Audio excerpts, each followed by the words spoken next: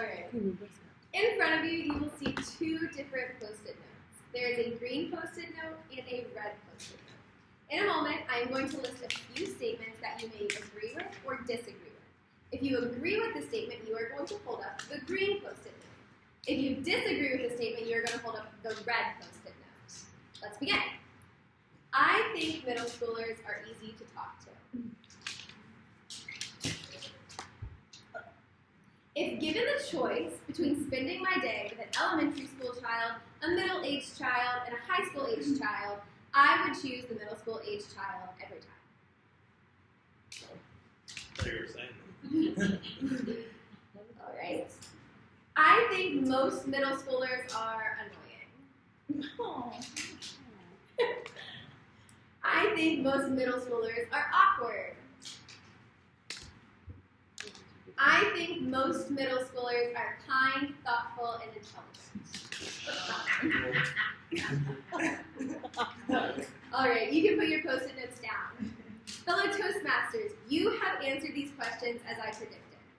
For those of you who don't know, I am a middle school teacher, and I teach English to 6th and 7th graders every day of the week. And on the weekends, I volunteer on our youth team as a middle school girls life group leader.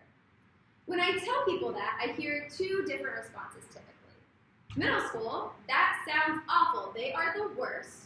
Or, middle school, you couldn't pay me enough to do that.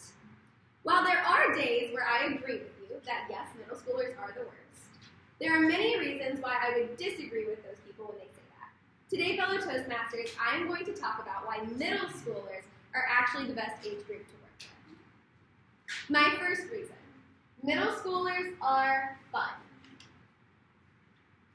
Not only are they fun, but middle schoolers like to have fun. What I found in my many years of research in working with kids of various ages, middle school kids have the sense of humor that is most like adults. When you work with elementary school students, they are too young to really understand sarcasm. High school students, they're a little bit too grown to really think that they can joke with you, they're too cool for you. But middle schoolers, yes, middle schoolers, they are hilarious. They have what I like to call the middle school spectrum of humor. On one end, they love silly one-line, ha-ha jokes. An example would be, why did the golfer have to wear 2 pairs of pants? Because he got a hole in one. Harmless, simple. But on the other end of the spectrum, you will see students do this. They write the date as single on their papers.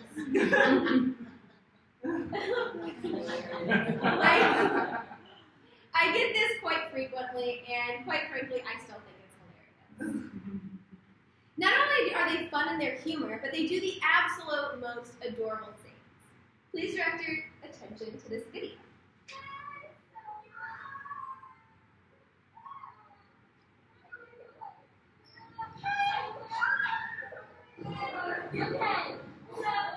Steal her phone! Steal it!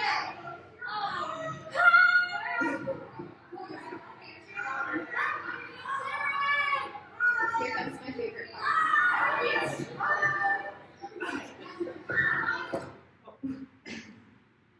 Now, many people are probably thinking, how disrespectful. Why would they take a teacher's phone? That's so annoying.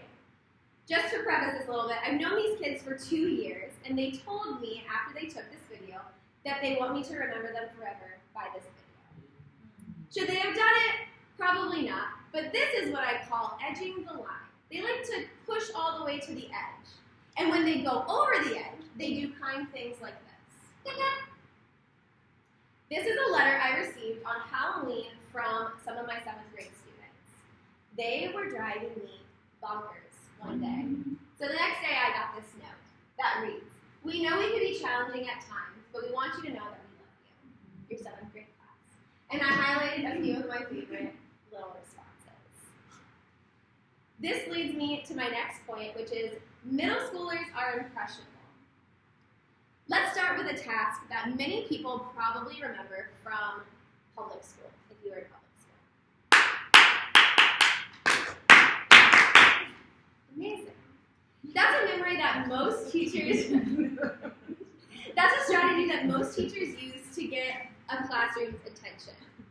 Now, most people probably remember it, others don't. That's okay. But when they're impressionable, things stick in their brain. Not just little silly hand clap things like that, but other things that dive deeper. We can teach them things like executive functioning skills and principles that will take them throughout the rest of their lives. Principles such as integrity, confidence, and character. And these are imperishable lessons that we need to teach them at this time, because it's going to stick with them for the duration of their life. If we look at research conducted by Eric Erickson, this idea can be explained. A child's brain is constantly evolving through developmental stages. Within each of these stages of development, a child will essentially learn a key principle that will impact their life. In middle school, they are entering a new stage of development. And with the grades that I teach in particularly, they are flowing between these two different transitional stages. They first start in the stage from ages 6 to 11 of how can I make it in this world? It's called industry versus inferiority. They're learning how can I be competent in my academic world as well as behaviorally. After they turn 12, they begin to enter this stage called identity versus confusion, where they are asking themselves those tough questions that a lot of us are still contemplating to this day. What is my identity? How do I want to identify myself in this world? And this is a very, very vital time to be teaching kids these things like character, integrity, and every other part of the people that we want to have confidence.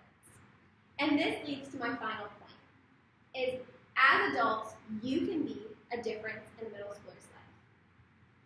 As these impressionable kids are coming to you trying to figure out their identity, you can be the type of support they need. There are countless stories that I could share, but since these kids are so impressionable, what we are saying to them actually matters, and how you speak to them matters. These kids are going through real problems and have real pressures, and some students are going through things that I can't fathom. But the ironic thing is we tend to only think of these real problems as the only problems they're facing. And this is when we tell kids things like, oh, it's not the end of the world. But in their minds, it is. It's the end of their world. So as we navigate talking to them, we can change our voice and talking to them by validating them and telling them that they can have confidence in that impressionable stage of their life. So fellow Toastmasters, I can agree with you at times. Middle schoolers are spontaneous. Middle schoolers are obnoxious. They think they're too grown. They have no idea how the world works. And they often think that they're smarter than you. But underneath all of that, under their tough shells, they just want to make it in their lives. They want to make it through. But the difference is when you talk to a middle schooler, you have the potential to change the trajectory of their entire life.